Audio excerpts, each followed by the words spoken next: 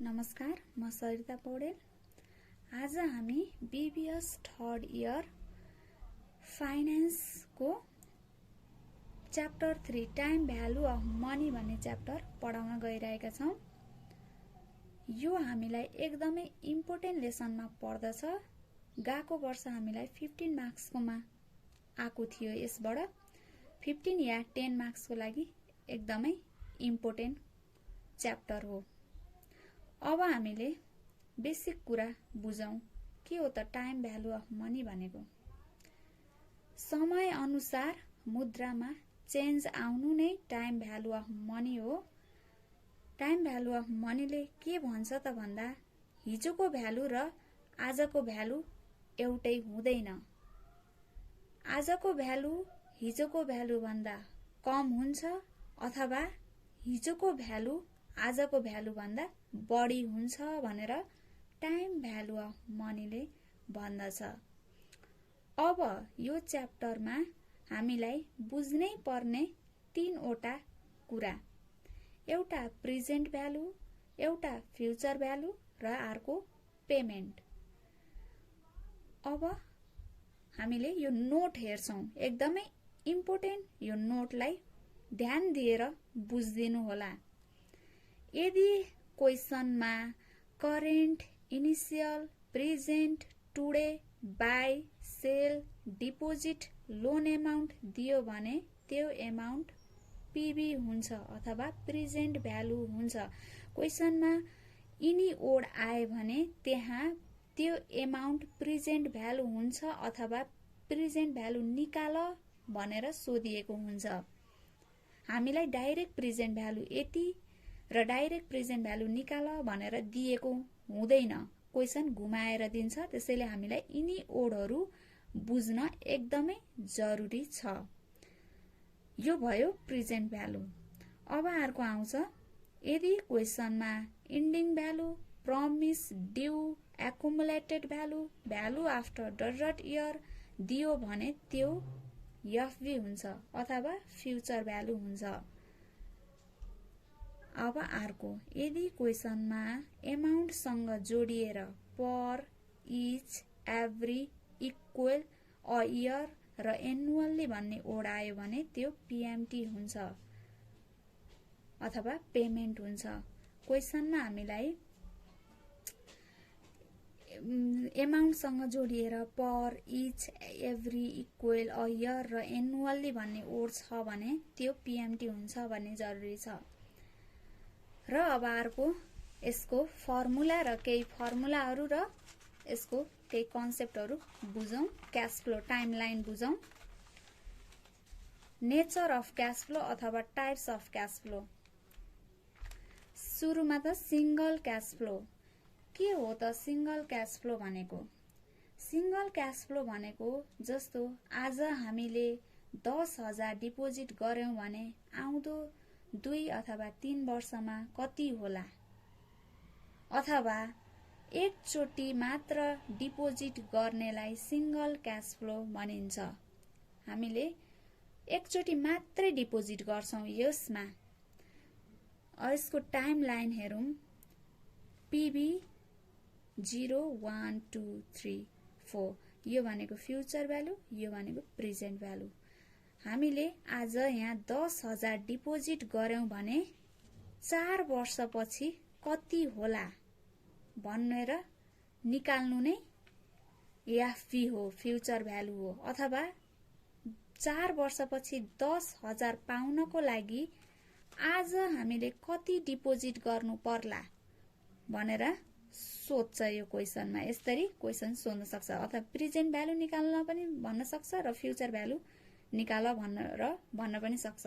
अब यसको लागि केही फर्मुलाहरू। फर्मुलामा हामीले एउटा टेबल मेथड हुन्छ र अर्को फर्मुला मेथड हुन्छ। जुन हजुरहरूलाई सजिलो लाग्छ त्यही मेथड हजुरहरूले युज गर्दा हुन्छ।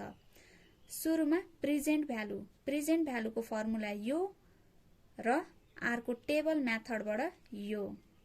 एफभी PV equals to FV upon 1 plus I को पावर n अथवा टेबल मेथडबाट PV equals to FP into PVIF I% n year. यो हामीलाई फाइनेन्सियल टेबलमा पाउन सक्छौं। र अब अर्को आयो फ्युचर भ्यालु निकाल्ने formula. FP equals to PV 1 plus I को पावर n। यो भयो फर्मुला मेथड। अर्को आयो टेबल मेथडबाट FP equals to PV into PVIF I% n year. अब पिभी भनेको प्रेजेन्ट भ्यालु हो, I भनेको इन्ट्रेस्ट रेट अथवा डिस्काउन्ट रेट, n भनेको number of year, FP equals to future value. यो हामीलाई क्वेसनमा दिएको हुन्छ। अब सेकेन्डमा आयो रेगुलर इक्वल क्याश फ्लो।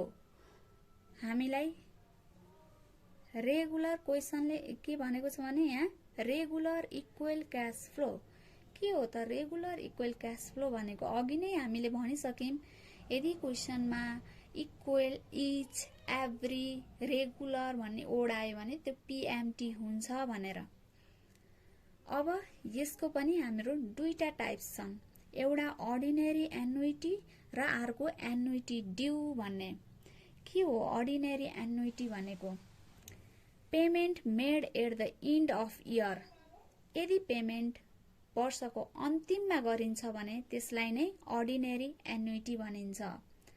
हरेक सालको एन्डमा डिपोजिट वा पेमेन्ट गरिन्छ भने त्यसलाई अर्डिनरी एन्युइटी भनिन्छ। जस्तै टाइमलाइनमा हेरौं, पिभी 0, 1, 2, 3, 4, 5। 0 इयरको एन्ड भनेको 1 इयरको बिगिनिङ हो, 1 इयरको एन्ड भनेको 2 इयरको बिगिनिङ हो, 2 इयरको एन्ड भनेको 3 इयरको बिगिनिङ हो। हामीलाई यो बुझ्न जरुरी छ। यसमा पिभी निकाल्न पनि सोध्छ अथवा एफपी निकाल्न पनि सोध्छ।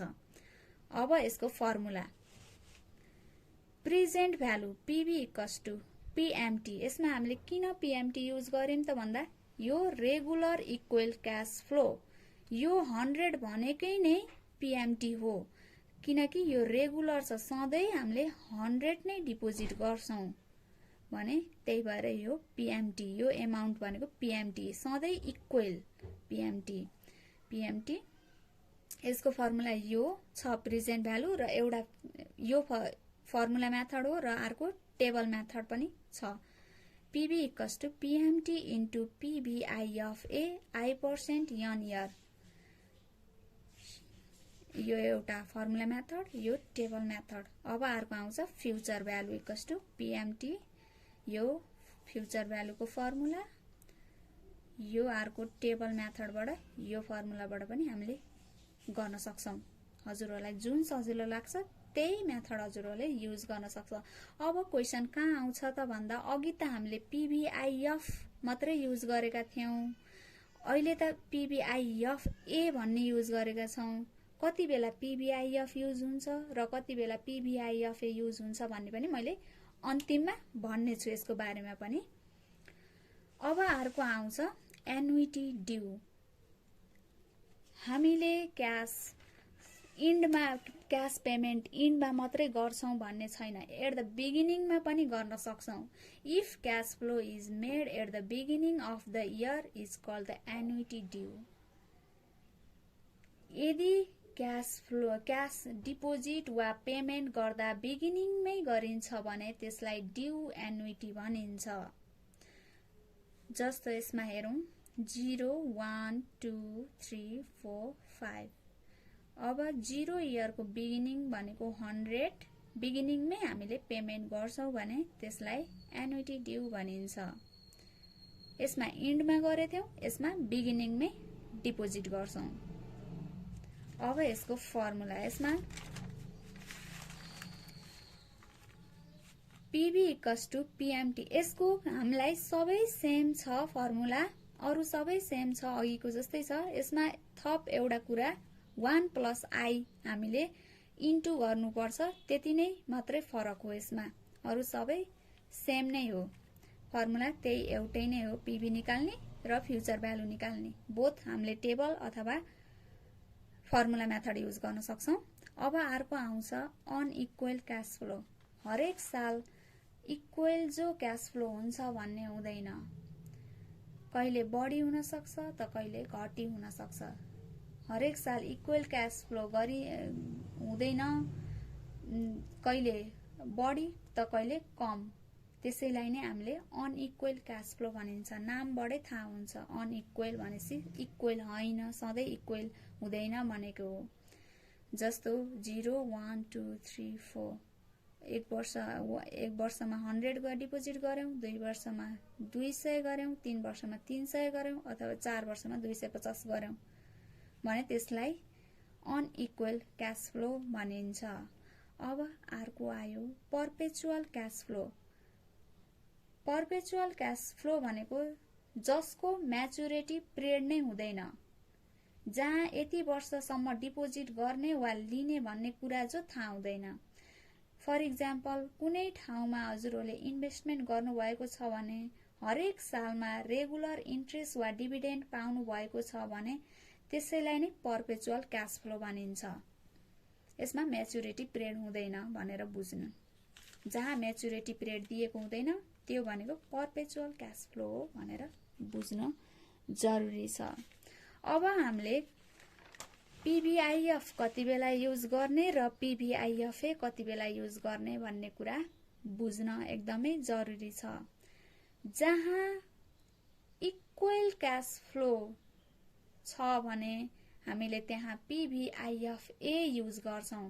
जस्तो सधैँको वर्ष इक्वल क्याश फ्लो छ भने यहाँ जस्तो यो टाइम लाइनमा हेरौं, 1 वर्ष पनि 100, 2 वर्ष पनि 100, 3 वर्ष पनि 100, 4 वर्ष पनि 100, 5 वर्ष पनि 100 यस्तो छ भने, यस्तो क्याश फ्लो छ भने यस्तोमा हामीले पीभीआईएफए युज गर्छौं अथवा पीभी निकाल्नलाई पीभीआईएफए युज गर्छौं, एफभी निकाल्न पर्दा एफभीआईएफए टेबल युज गर्छौं।